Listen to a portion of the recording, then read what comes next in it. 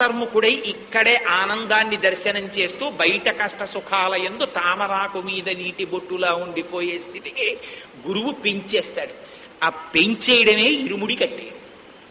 41 రోజుల దీక్ష తర్వాత 41 రోజులు వైరాగ్యాన్ని తీసుకెడతాడు. అందుకే 41 రోజులు కేశ సంస్కారం ఉండదు. కేశ సంస్కారం అంటే బలవంతంగా మానేయమని కాదు. పొద్దున్నే గడ్డం చేసుకోవడానికి లేదు కదండి, దీక్షలో ఉన్నాను కదా అని ఇలా తలుచుకు బాధపడిపోమ్మని కాదు. దీక్ష అంటే గడ్డం చేసుకోవాలన్న స్పృహ బాధాకరమైపోతుంది. ఉదయాన్న లేవగానే గురువుగారు గుర్తొస్తారు. 4:30 అయ్యేటప్పటికీ గురువుగారు పాఠం మొదలెట్టేస్తారు. అయ్యప్ప స్వామి వారి వైభవము, ప్రాణాయామము, సంధ్యావందనము, పూజ, శరణగోక్ష, దీక్ష వైభవం మొదలెట్టేస్తారు. తామర పూసలమాల మెళ్ళో ఎందుకేశారో, తామర పూస అంటే ఏమిటో, నారాయణుడి నాభికమలంలోంచి మొదటి తామర పువ్వు ఎలా పుట్టిందో, అందులోంచి బ్రహ్మగారు ఎలా వచ్చారో, తామర పువ్వుకి మొదటి పూస అంటే ఏమిటో, ఆ తామర పూసకున్న అందమేమిటో, మెడలో రుద్రాక్షమాలు ఎందుకేస్తారో, రుద్రుడి కంటి నుంచి వచ్చినటువంటి నీటి చుక్క ఎలా రుద్రాక్ష అయిందో, రుద్రాక్ష వేసుకుంటే ఫలితం ఏమిటో, ఆ మాలంటే ఏమిటో, ఇవన్నీ గురువు ఒక్కొక్క రోజు ఒక్కొక్క ప్రసంగం చేస్తాడు. అమ్మో ఇవాళ తామర పూసల గురించి గురువు గారు చెప్తా అన్నారు. పిల్లాడికి అమ్మ ఒరే నువ్వు స్కూల్కి వెళ్ళి వచ్చేసేటప్పటికి వాళ్ళ ఉల్లిగారులు చేసి పెడతానంటే, వాడు స్కూల్కి వెళ్ళిపోయి బెల్ల కొట్టేగానే అమ్మ ఉల్లిగారులు చేసేస్తున్నాడు, పరిగెత్తుకొచ్చేస్తాడు. స్కూల్కి వెళ్ళేది ఉల్లిగారుల కోసం. అలా ముందు పంపించిన అమ్మ తర్వాత స్కూల్కి వెళ్ళడం ప్రయోజనం, జీవితాంతం ఉల్లిగారులు చేస్తుంది అమ్మ, స్కూల్కి పంపడం నేర్పుతుంది. అలా రేపు పొద్దున్న 4 గంటలకి మీ అందరికీ అసలు మెళ్ళో తామర పూసల మాల ఎందుకు వేసుకుంటారో, తామర పూస అంటే ఏమిటో రేపు తెలియచేస్తానంటారు గురువుగారు.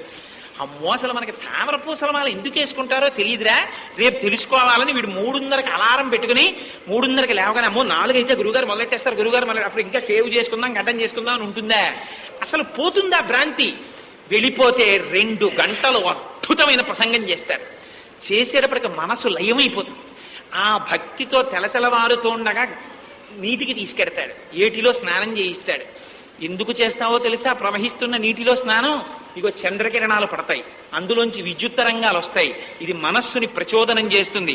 మనశ్చంద్రమా మనసోజాత, ఆ మనస్సు లయమవుతుంది, ఆత్మదర్శనం అవుతుంది అని ఆ నీటిని గురించి చెప్తాడు, స్నానం గురించి చెప్తాడు. అడుగడుగున శాస్త్రబోధ చేస్తూ తీసుకొస్తాడు, దేవాలయ దర్శనం చేయిస్తాడు. ఇటువంటి గురువుకి మీరేమిచ్చి రుణం తీర్చుకుంటారు? 41 రోజులు అలా మధించేస్తాడు మనస్సుని. మదించేస్తే భగవంతుడు తప్ప వేరొకటి తెలియనటువంటి స్థితిలో సంతృప్తం అయిపోతుంది మనస్సు. ఏది చూసినా అయ్యప్పే కనపడుతుంటారు, ఇంకా ఎక్కడ చూసినా అయ్యప్పే. అందుకని ఇంకా ఆఫీసులో పక్క కొలీగిని పిలవలసి వచ్చింది అనుకోండి, కోటేశ్వరారు అని పిలవడు, స్వామి అంటాడు. ఆఫీసర్ గారితో మాట్లాడు అనుకోండి, స్వామి అంటాడు. కూరగాయల వాడు వచ్చాడు అనుకోండి, స్వామి కూరలు ఎంతకిస్తారు అంటాడు. పాలవాడు వస్తే స్వామి పాలు ఎంతకు పోస్తారు అంటాడు. ఏమైంది? ప్రతిదానిలో తనను నియమించి పోషించి భరించి వహిస్తున్నటువంటి పరబ్రహ్మమును దర్శనం చేస్తాడు. ఈ స్థితికి పెంచిన వాడెవరు? గురువు. గురువు ఈ స్థితికి తీసుకెళ్ళిపోతాడు. తీసుకెళ్ళి ఇంకా ఇప్పుడు చిన్ముద్ర పట్టిన వాడి దర్శనం వీడు చెయ్యొచ్చు అనుకుంటే ఇరుముడి కడతాడు. ఆ ఇరుముడికి ఇరుముడని పేరు, 2 ముళ్ళని. ఏమిటా ఇరుముడి అంటే అందులో రహస్యం 8. ఆ 2 కింద విడిపోయి ఉంటుంది. ఒక దానిలో 3 దోషిళ్ల బియ్యం పోయమంటారు, 3 పిడికిళ్ల బియ్యం. అందులో దేహాన్ని పోషించుకోవడానికి కావలసినటువంటి సాధన సామాగ్రిని అందులో వేస్తారు. 2వ భాగంలో పరమేశ్వరార్చనకి కావలసినటువంటి వస్తువులు పటికి బెల్లం, విభూతి చాలా ప్రధానంగా వేస్తారు. నిన్నటి రోజున మీకు విజ్ఞాపన చేసి ఉన్నాను. విభూతి అంటే మహదైశ్వర్యము అని పేరు. ఐశ్వర్యములలోకెల్లా ఐశ్వర్యము విభూతి. ఎందుకంటే ఇది జ్ఞానమునకు పరాకాష్ఠ.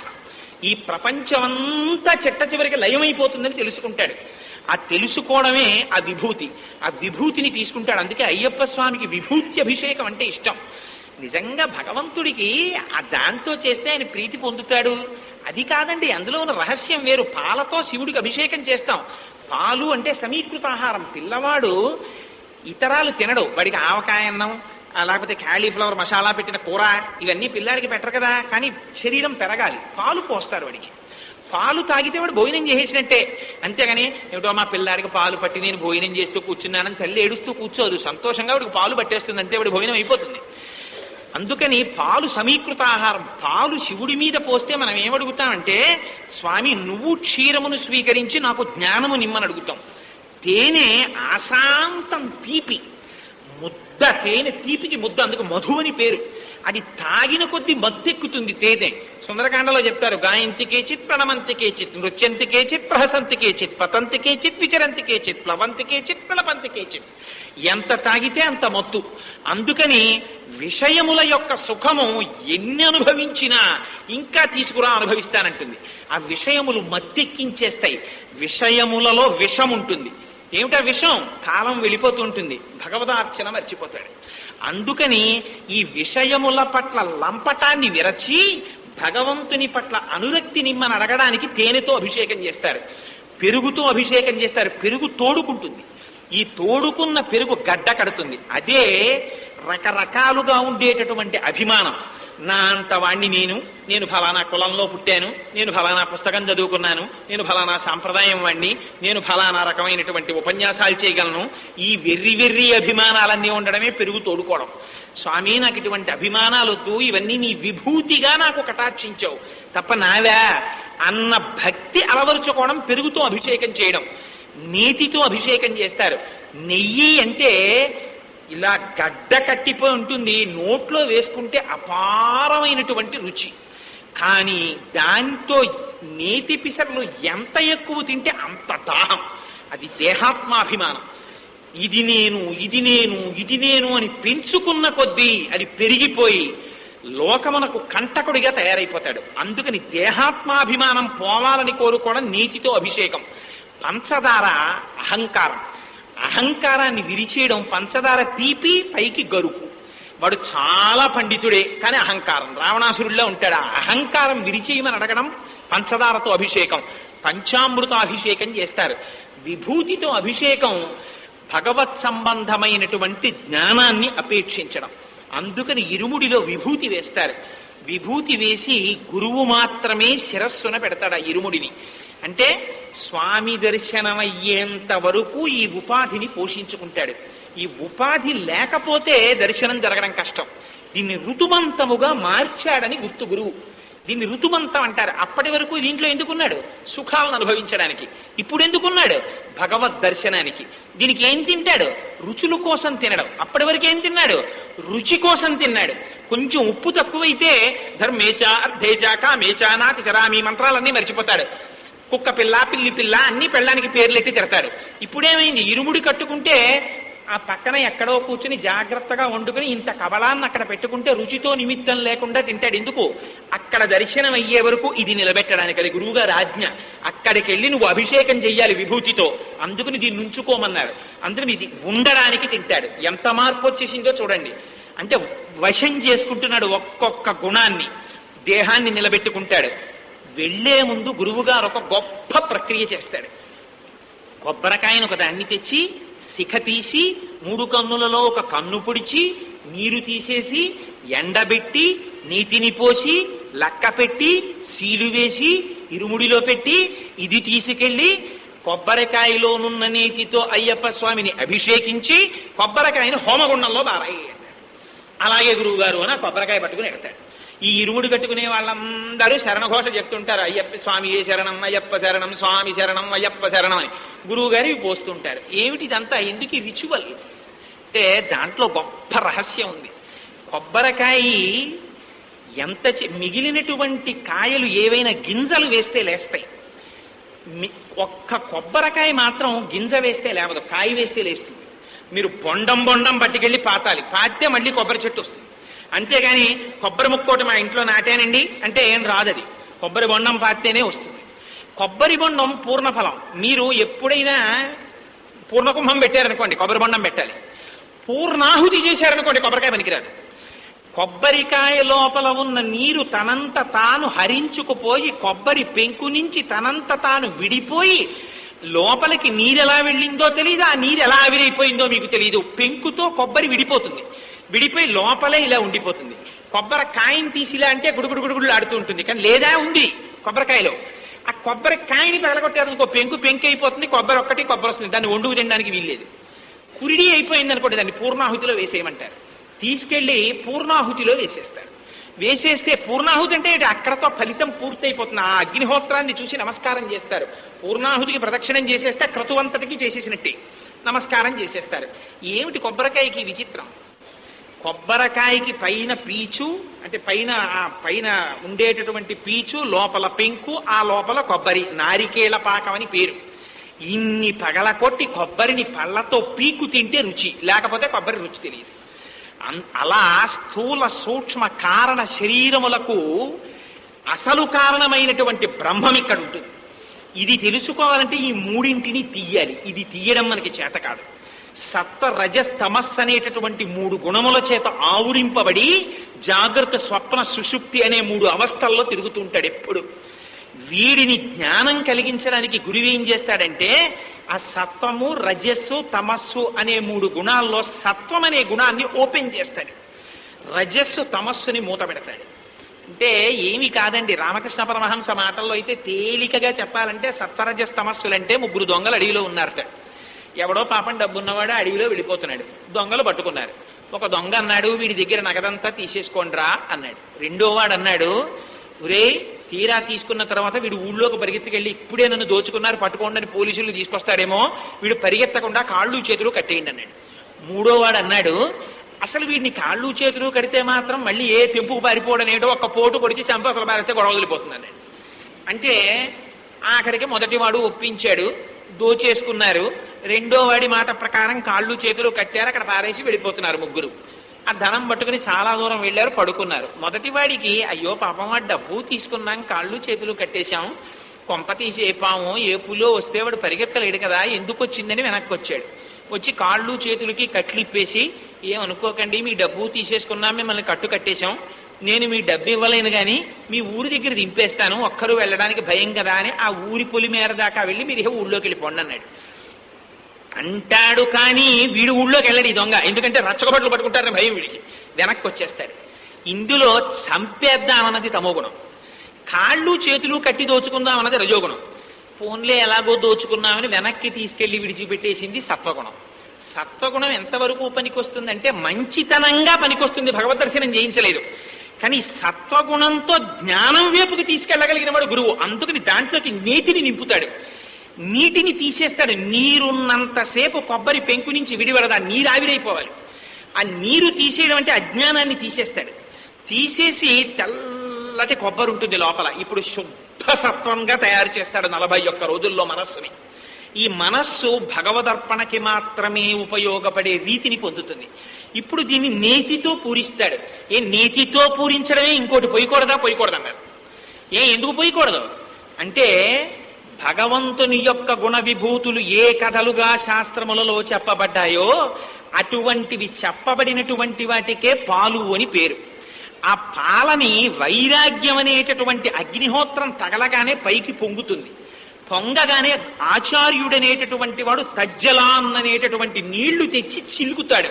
భగవంతుని రూపగుణ విభూతులను అత్యంత అందముగా వర్ణన చేస్తాడు. చేస్తే ఆ తాత్కాలికముగా వచ్చిన వైరాగ్యం లోపలికి దిగి పాలు ఉడికి కమ్మహ తయారై పైన తెట్టు కడతాయి. అయితే అక్కడతో సరిపోతుందా? సరిపోదు. గురువు తన స్వానుభవం అనేటటువంటి కొంత పెరుగుని తెచ్చి ఇందులో కలుపుతాడు. పెరుగు కలపకపోతే మళ్ళీ పెరుగుతో తోడుకోదు. పెరుగేసి కదిపారనుకోండి తోడుకోదు. తోడు పెట్టేసిన గిరిని అస్తమానం వెళ్ళి పెరుగవుతోందో లేదో అని ఇలా అంటే తోడుకోదు, అలా వదిలేయాలి దాన్ని.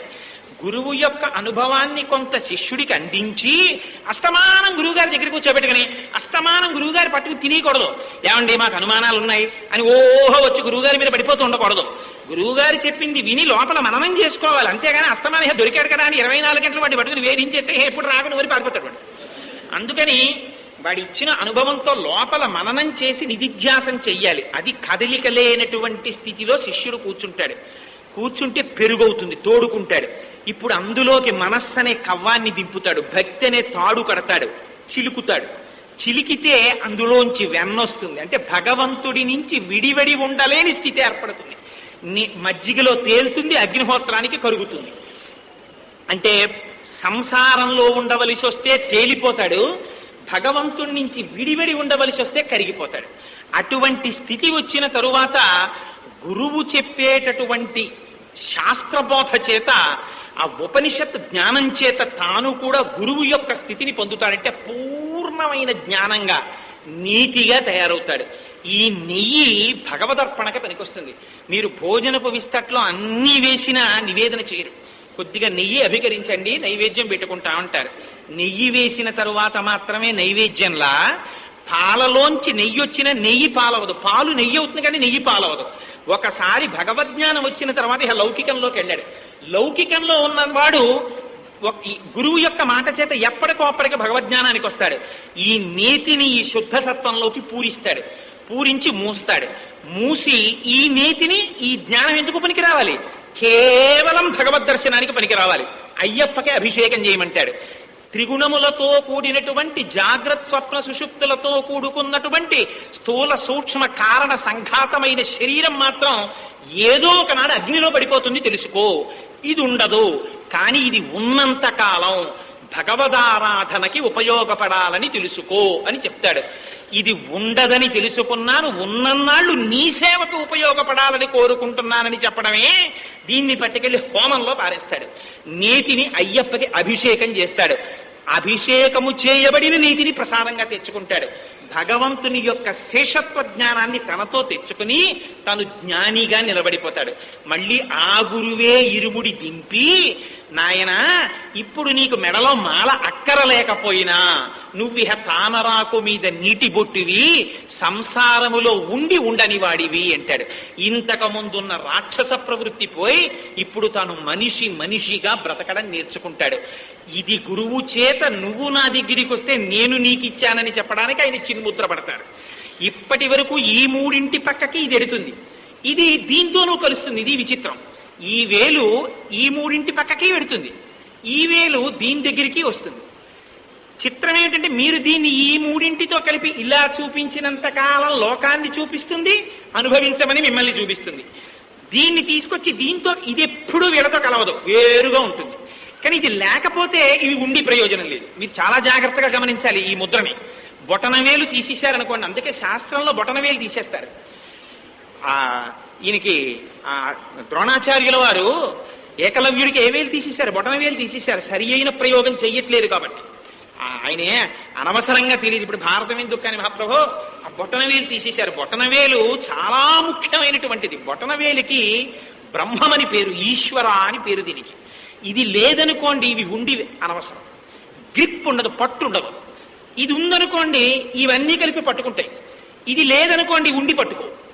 అందుకని కానీ అలా అని వీటి పక్కకి ఇది వెళ్ళి నించోదు, ఇది వేరుగా నించుంటుంది. నించుని వీటికి పట్టిస్తుంది. బ్రహ్మము గుణములకు దేహమునకు ఆలంబనగా ఇక్కడే ఉంటుంది బ్రహ్మం. ఆ బ్రహ్మము వలన ఇవన్నీ భాషిస్తాయి. కానీ బ్రహ్మమునకు వీటితో సంబంధం లేదు, తను వేరుగా ఉంటుంది. తను వేరుగా ఉన్న బ్రహ్మము తానే అంతర్ముఖుడవడం, తను వంగడం. ఇప్పటి వరకు జీవుణ్ణి నేను కష్టం నేను సుఖం లోకంలో అనుభవిస్తున్నాను అనుకున్న నాళ్ళు ఇలా చూపిస్తాడు. అందుకని పూజలో ఇది నిషిద్ధం. ఎప్పుడు ఇలా అంటుంది. నీ సంగతి చూస్తానన్నాను అనుకోండి ఇలా అంటాడు, అంతేగాని నీ సంగతి చూస్తానని ఇలా అండి అవడం, ఇలా అంటాడు. లోకం పట్ల కక్ష, లోకము పట్ల ప్రీతి, ఈ రెండు దీనితో వెల్లడవుతాయి. ద్వంద్వం చూపించినంత కాలం ఇది. ఇప్పటి వరకు రెండని చూపించి భ్రాంతిలో పెట్టింది రెండు కాదు, ఉన్నది ఒకటే. అంటే ఇది వంగాలి. ఇది వంగాలంటే 41 రోజులు గురువు మాటలు వినాలి. వింటే ఇది వంగుతుంది, వంగి దీంతో కలుస్తుంది. పూర్ణాత్ పూర్ణమిదం అని ఇది పూర్ణమైపోతుంది. ఇప్పటి వరకు జీవుడు అన్నవాడు బ్రహ్మమైపోతాడు. ఈ మూడు అలా నిలబడిపోతాయి. సత్వమునకు రజస్సుకు తమస్సుకు, జాగ్రత్తకు స్వప్నమునకు సుషుప్తికి తాను సాక్షిగా నిలబడిపోతాడు. అప్పుడు రమణులు మాట్లాడినట్టు మాట్లాడతాడు. ఇది చూస్తోంది అంటాడు, ఇది పడుకుంది అంటాడు, ఇది గాఢ నిద్ర పోయింది అంటాడు. తానెవరు? దీని మెలకువకు, దీని స్వప్నమునకు, దీని సుషుప్తికి తాను సాక్షి. దీని తలనొప్పికి, దీని కాళ్ళ నొప్పికి, దీని విసుక్కి, దీని కీర్తికి, దీని తిండికి తాను సాక్షి. దీనికి తనకి సంబంధం లేదు. ఇది వెళ్ళిపోతుంది, తాను వెళ్ళడు, తాను ఎప్పుడు ఉండిపోతాడు.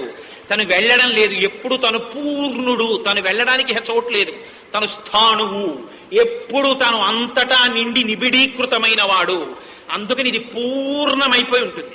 ఇవి మూడు మారిపోతుంటాయి. ఒకనాడు సత్వం ఉంటుంది, ఒకనాడు రజస్సు ఉంటుంది, ఒకనాడు తమస్సు వస్తుంది, ఓనాడు కోపం వస్తుంది. ఏమిటో నీకు ఇంత కోపం వచ్చింది ఇవాళ అనే కోపాన్ని కూడా తమాషాగా చూస్తుంటాడు పక్క నుంచి. ఇది నిద్రపోయింది, ఓహో ఇది నిద్రపోయింది అంటాడు. ఇది చూస్తోంది తమాషా, ఇది లోకాన్ని చూస్తోంది అంటాడు. తనకన్నా దీన్ని వేరు చేసి తాను ఇప్పటి వరకు ఏం చేశాడు, లోకాన్ని చూశాడు. ఇప్పుడు ఏం చేస్తున్నాడు, తనని తాను చూసుకుంటున్నాడు. లోనున్న నేను బ్రహ్మముగా నిలబడతాడు. ఇప్పుడు జీవుడు బ్రహ్మము కాడు, తానే బ్రహ్మముగా నిలబడి శరీరాన్ని, లోకాన్ని, త్రిగుణాల్ని, అవస్థల్ని సాక్షిగా చూస్తూ ఉంటాడు. చూసి చిట్ట చివర ఇది పడిపోతూ ఉండడాన్ని కూడా సాక్షిగా చూస్తాడు.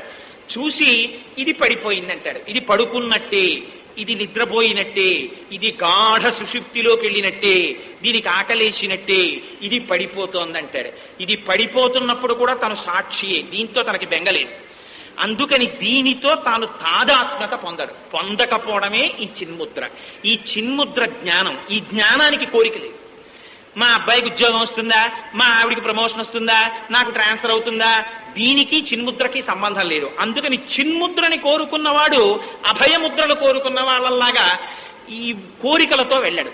జ్ఞానాన్ని కోరుకున్నవాడు గురువు దగ్గరికి వెళ్ళి 41 రోజులు మండల దీక్ష చేసి అయ్యప్ప దర్శనానికి వెడతాడు. వెడితే ఆయన చిన్ముద్ర పట్టి ఇలా అంటాడు. అసలు ఈ భక్తి నీకు ఏర్పడకపోతే ఈ జ్ఞానం రాదు. అందుకని ఇప్పుడు జ్ఞానం వచ్చిందని భక్తిని వదిలేస్తే ఇది నిలబడదు. అందుకని ఈ భక్తిని, జ్ఞానాన్ని నిలబెట్టుకోమంటారు.